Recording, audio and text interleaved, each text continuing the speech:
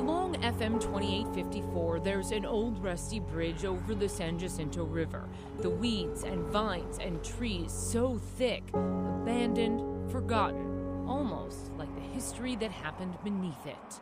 And I get so excited to share this with other people. Sandra Hernandez, editor for the local paper, had heard rumors that Bonnie and Clyde and their gang would meet under that bridge. Was it true? She'd always wondered.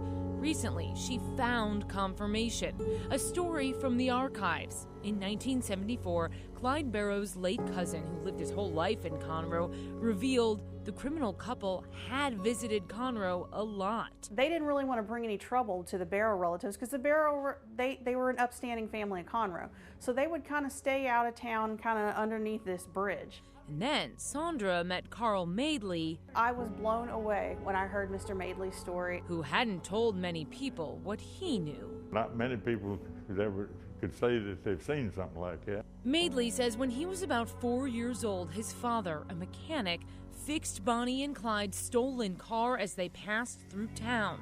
Carl remembers Clyde in the driver's seat. He said, I drive them pretty hard. I'd like to be able to get on that thing if I have to. And my dad said, well, he could tune it up. And he asked him and Bonnie Parker wanted to know where they could get something to eat. He told them Joe's Hamburger place back toward the Liberty Theater. Carl says Clyde paid $1 for the repairs and tipped his dad $20. That was more than $350 back then.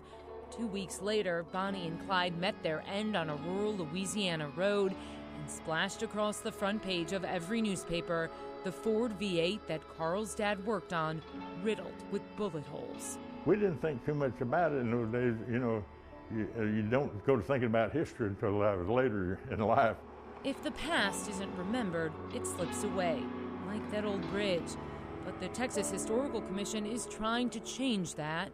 The challenge right now is the bridge is in pretty poor shape. It's over 100 years old. They want to move the bridge and clean it up so future generations see it and say, we're part of the Bonnie and Clyde story. You take things like that for granted but when you're growing up here. Carl has said that all along.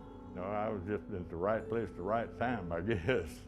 Courtney Fisher, ABC 13 Eyewitness News.